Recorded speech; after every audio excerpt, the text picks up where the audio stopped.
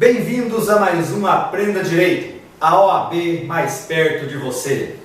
Hoje nós vamos analisar, dentro do direito civil, o tema Direito Civil Constitucional. Talvez você já tenha ouvido falar desse tema com algum outro nome, por exemplo, eficácia horizontal dos direitos fundamentais, ou então despatrimonialização do direito privado, ou publicização do direito privado. Todos esses nomes requerem ou diz respeito à mesma coisa, a questão da constitucionalização do direito civil.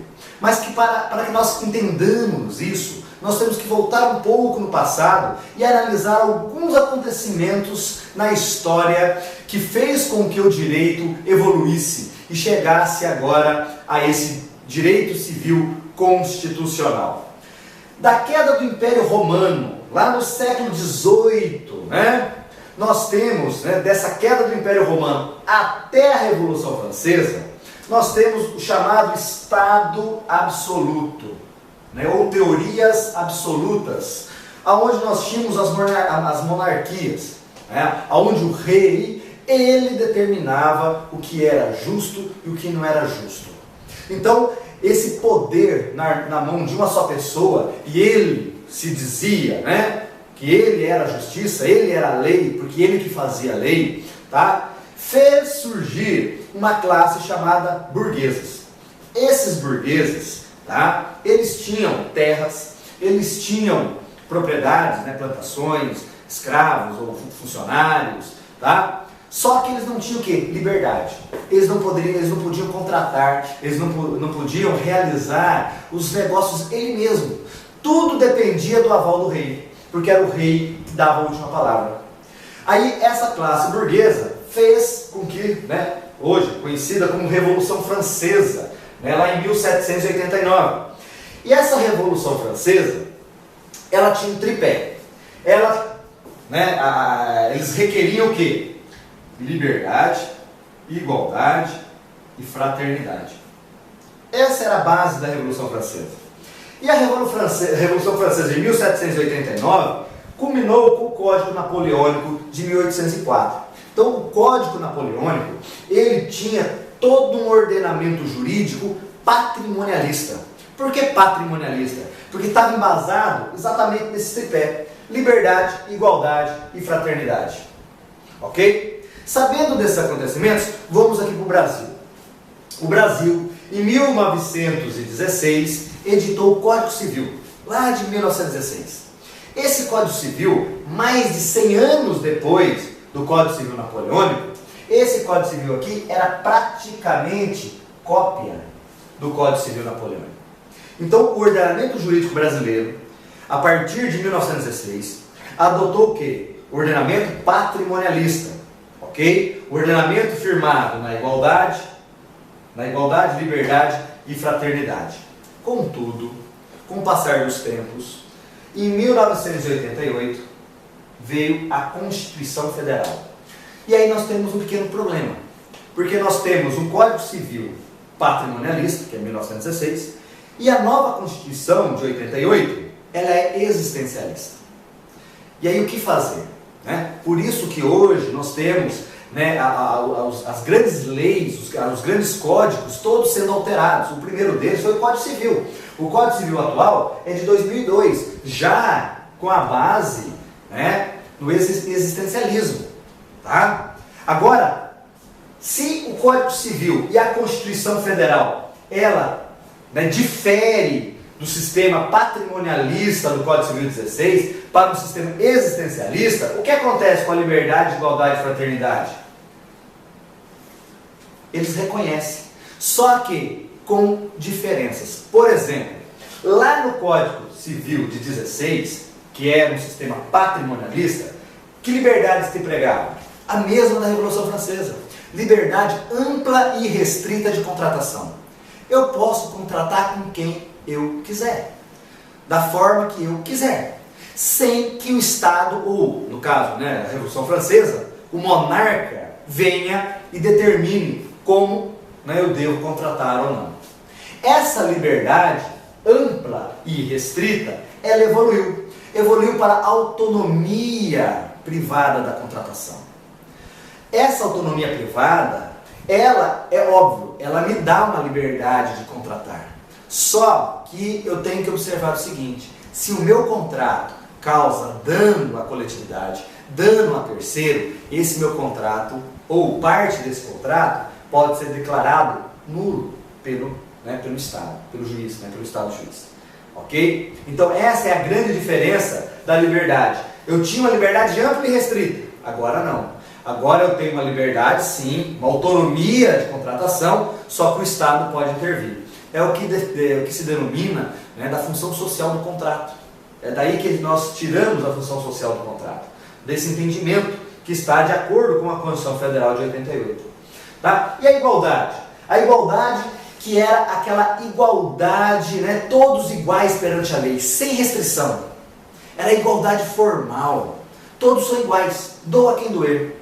Essa igualdade formal, ela evoluiu para a nossa atual realidade para a igualdade substancial. Ou seja, todos são iguais perante a lei, tá? Só que a verdadeira igualdade é o que Rui Barbosa pregava, Falava o quê? Que nós devemos tratar os iguais de forma igual e os desiguais de forma desigual, na medida de suas desigualdades.